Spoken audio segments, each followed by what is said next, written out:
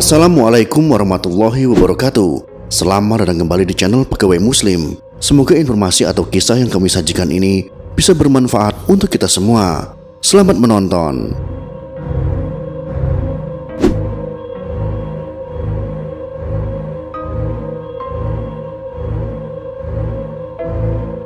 Rasulullah Muhammad SAW menganjurkan kita untuk berbuat baik kepada semua makhluk, baik manusia, hewan maupun tumbuhan.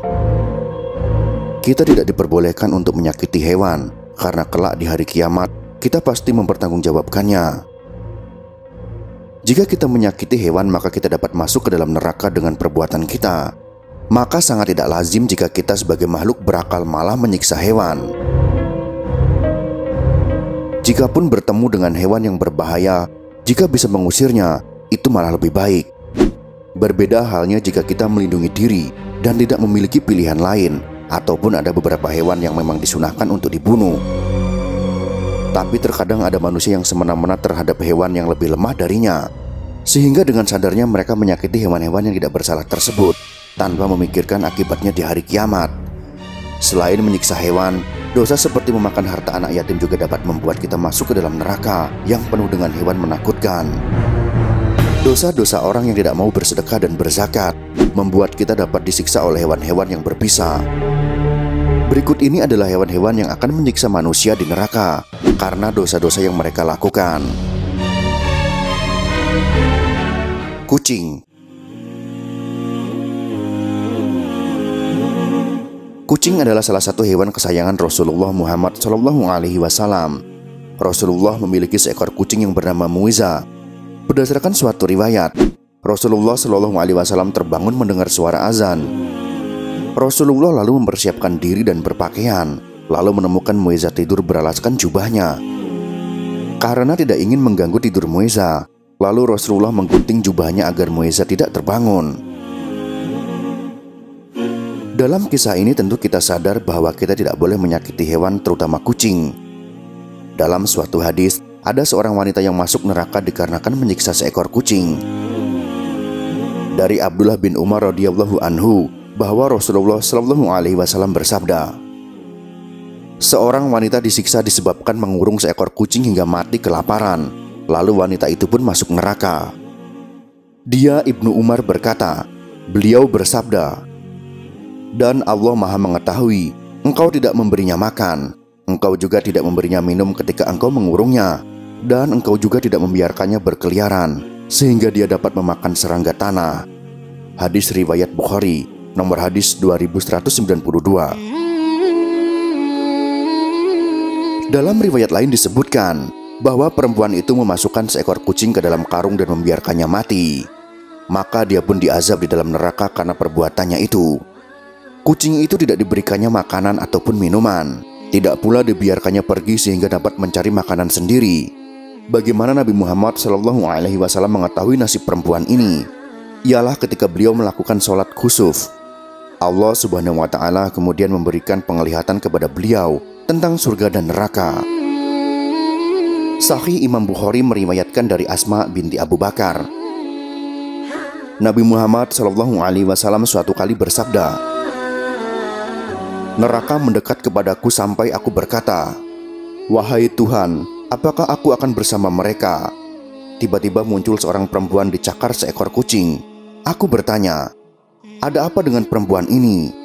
Mereka para malaikat menjawab, perempuan itu mengurung kucing itu hingga mati kelaparan.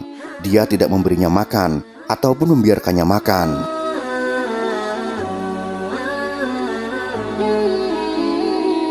Ular dan kalajengking. Selain kucing, hewan yang paling banyak diriwayatkan menyiksa manusia di neraka adalah ular dan kalajengking.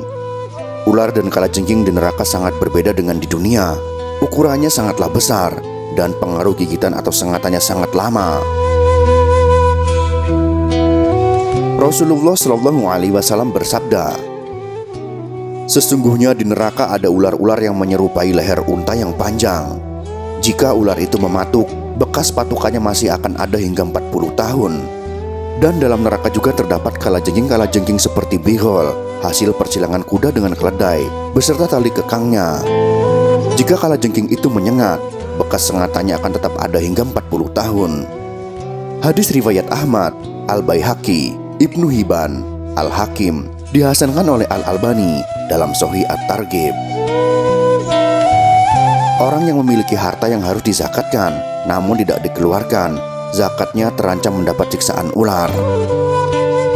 Dari Abu Hurairah radhiyallahu anhu, ia berkata, Rasulullah Shallallahu Alaihi Wasallam bersabda, "Barang siapa yang Allah berikan harta, tapi ia tidak mengeluarkan zakatnya, maka pada hari kiamat harta itu akan berubah bentuk menjadi seekor ular jantan yang bertanduk dan memiliki 2 taring lalu melilit orang itu dan menggigitnya dengan kedua rahangnya, yaitu dengan mulutnya sambil berkata, 'Aku adalah hartamu, aku adalah simpananmu.'" Hadis riwayat Al-Bukhari. Itulah beberapa binatang yang diriwayatkan akan menyiksa manusia ketika berada di neraka. Pada hari itu, kita sebagai umat muslim sebaiknya selalu menjalankan segala perintah dan menjauhi larangannya. Dosa-dosa yang dapat memasukkan kita ke dalam neraka telah banyak dijelaskan dalam Al-Quran dan hadis.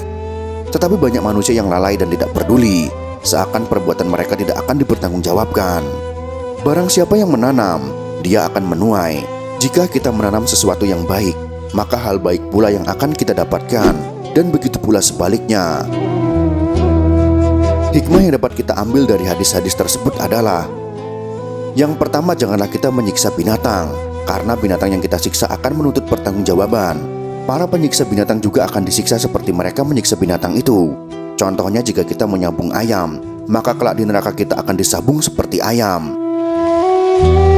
Yang kedua, menyedekahkan harta yang kita miliki, karena dalam harta yang kita miliki terdapat harta orang lain yang Allah titipkan kepada kita. Yang ketiga, selalu takut akan akhirat, sehingga selalu berbuat kebaikan dengan menjalankan apa yang diperintahkan dan menjauhi apa yang dilarang oleh Allah Subhanahu wa Ta'ala. Dan yang keempat adalah menyadari bahwa ada alam akhirat dan menyadari bahwa dunia ini hanyalah sementara. Allahu a'lam bishawab.